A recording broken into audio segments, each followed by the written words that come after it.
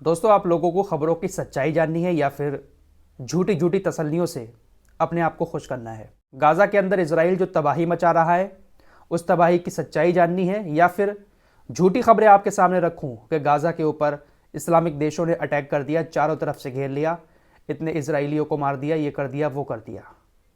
आप बताइए, आप किस तरह की खबरें सुनना पसंद करेंगे?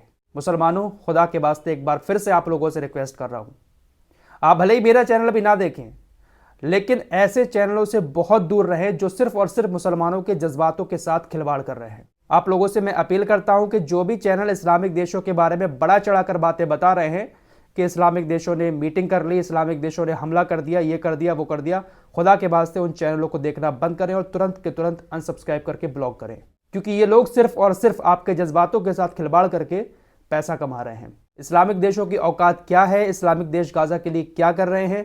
आप लोग अगर मेरे साथ जुड़े हैं तो मैं आपको पल पल की अपडेट दे रहा हूं। हाथ जोड़कर आपसे गुजारिश करता हूं कि इन झूठी तसल्लियों से खुश होने के बजाय गाजा के अंदर जो तबाही मची है, छोटे छोटे मासूम मारे जा रहे हैं, नौजवानों की लाशें उठ रही हैं, उनको लेकर आप लोग दुआ करें। हकीकत यह है कि कल से अब तक इजराइल 180 लोगों को मार चुका है, 589 लोग बुरी तरह से घायल हैं।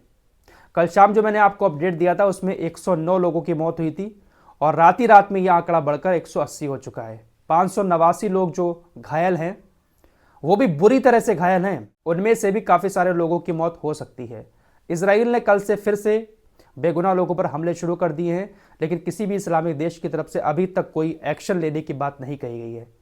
अयातुल्लाह खामेनी एक बार फिर से सामने आए हैं और कहा है कि इजराइल ने दोबारा से ये जो युद्ध शुरू किया है इसके परिणाम बहुत गंभीर होंगे। तो ये गंभीर परिणाम, चेतावनी, धमकी हम बहुत दिन से सुन ही रहे हैं। फिलहाल हिजबुल्लाह मैदान में आया है। हसन नसरुल्लाह ने ऐलान किया है कि हम युद्ध करने के लिए पूरी तरह से तैयार हैं। साथ ही साथ ये भी दावा किया है कि हमने इजराइल के क्षेत्रों में उनके सैन्य ठिकानों पर भी हमले किए हैं, उनके सैनिकों को हमने निशाना बनाया है। लेकिन मेरे दोस्तों, ये जो हमले हैं छोटे मोटे, इन हमलों से इजराइल का कुछ होने वाला नहीं है, क्योंकि इजराइल के ऊपर पूरा हाथ अमेरिका का रखा हुआ है और ये जो दोबारा से जंग शुरू हुई है ये भी अमेरिका ने ही करवाई है। फिलिस्तीन मीडिया कार्यालय से लगातार ये बात कही जा रही है कि इस जंग को शुरू करवाने में पूरा हाथ इंटरनेशनल कम्युनिटी, खासकर अमेरिका का है। ये बात मैंने आपको कल भी बताई थी। लगातार फिलिस्तीन मीडिया कार्यालय से ये बयान आ रहे हैं। अमेरिका इस जंग में कितना कमीनापन और कितना दोगलापन दिखा रहा है, आइए आपको दिखाता हूं। अमेरिका का विदेश मंत्री एंटनी ब्लिंकन कल दुबई पहुंचा था। कल जो दुबई वाली खबर मैंने आपको दी थी तो ये भी पहुंचा था। इसने वहां पर मीडिया से कहा कि ये जो युद्ध शुरू हुआ है ये हमास की गलती की वजह से हुआ है। सीज फायर के जो समझौते हुए थे उन समझौतों को हमास ने तोड़ दिया।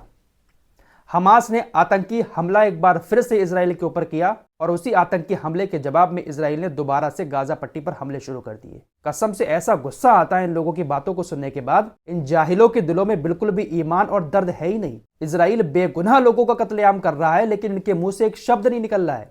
कह रहे हैं कि हमास ने दोबारा से आतंकी हमला किया। कौन सी घटना कोई आतंकी हमला बता रहा है?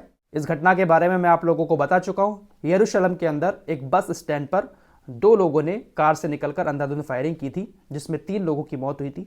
परसों ही मैंने आपको बताया था।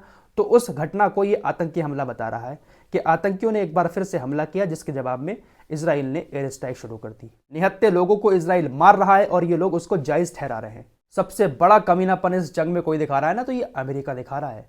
अमेरिका की शय पर ही सारा काम इजराइल कर रहा है और ओआईसी जैसा जो किन्नर संगठन है वो अपने पैरों में घुंघरू बांधकर अमेरिका इजराइल के सामने मुजरा कर रहा है। वहीं इजराइल की इस एयर स्ट्राइक के बाद हमास के स्पोक्स पर्सन अबू उबैदा का भी बयान आया है। अबू उबैदा ने कहा है कि इजराइल वो हासिल नहीं कर सकता जो उसने पिछले 50 दिनों में भी हासिल नहीं किया। इजराइल जो कुछ हासिल करना चाहता है वो यहाँ से वो हासिल नहीं कर पाएगा। दोस्तों, इजराइल का कोई भी बाल बाका नहीं कर सकता और इजराइल ऐसे ही गाजा के लोगों को मारता रहेगा, क्योंकि अमेरिका का पूरा साथ इजराइल के साथ है। गाजा के लोगों के साथ कोई भी नहीं है। हिजबुल्लाह हुआ, होती हुए ये संगठन धमकियां दे रहे हैं और छुटमुट हमले भी कर रहे हैं। ऐलान भी कर दिया है कि हम युद्ध के मैदान में हैं, इजराइल के खिलाफ युद्ध शुरू कर रहे हैं, लेकिन इनके पास वो चीज़ें नहीं हैं। हिजबुल्लाह और होती हमले कर रहे हैं, लेकिन उन हमलों को इजराइल ऊपरी ऊपर ख़त्म कर दे रहा है। यमन की तरफ से कोई मिसाइल लगी जाती है तो अमेरिका का युद्धपोत समुद्र में खड़ा हुआ है, उस मिसाइल को वो ख़त्म कर देता है, इजराइल तक पहुँचने नहीं देता है। इधर लेबनान के बॉर्डर पर भी उसने अपना डिफेंस सिस्टम तैनात कर रखा है। तो पूरी तरह से गाजा के लोग जो हैं, कयामत उनके ऊपर आई हुई है और इसके सबसे बड़े जिम्मेदार ये खाड़ी के देश हैं। मेरे दोस्तों, कोई भी चैनल अगर ये कहता है कि खाड़ी के देश ये कर रहे हैं, वो कर रहे हैं, इसराइल को घुटने टेकने पर मजबूर कर दिया, इसराइल के ऊपर एक्शन ले लिया, तुरंत के तुरंत ऐसे चैनलों को ब्लॉक करें, क्योंकि ये लोग सिर्फ और सिर्फ झूठी तसल्लियां देकर आपके जज्बातों के साथ खिलवाड़ कर रहे हैं और अपना पैसा कमा रहे हैं। बस आप लोग हाथ उठाकर दुआ करें। गाजा के अंदर जो कुछ हो रहा है ना, ये कयामत से कम नहीं है। इमेजिन कीजिए कि हम लोग आराम से अपने घरों में बैठे हुए हैं और अचानक से कहीं पर आकर बम गिर जाए। हमेशा वो लोग बम और मिसाइल के साये में हैं। पल भर में किसकी जान चली जाए कुछ पता नहीं है। निहत्थे लोग हैं, ना उनके शहर में अपनी आर्मी है, ना उनके घर पे हथियार हैं। हमास है वहां पर, लेकिन हमास भी सुरंगों में है और सुरंगों से छुप कर ही वो हमले कर रहा है और हथियार भी इतने हमास के पास नहीं है। गाजा बस अब अल्लाह के भरोसे है। फिलहाल इस रिपोर्ट में इतना ही। मिलते हैं एक और नई वीडियो के साथ, तब तक के लिए अपना ख्याल रखिए।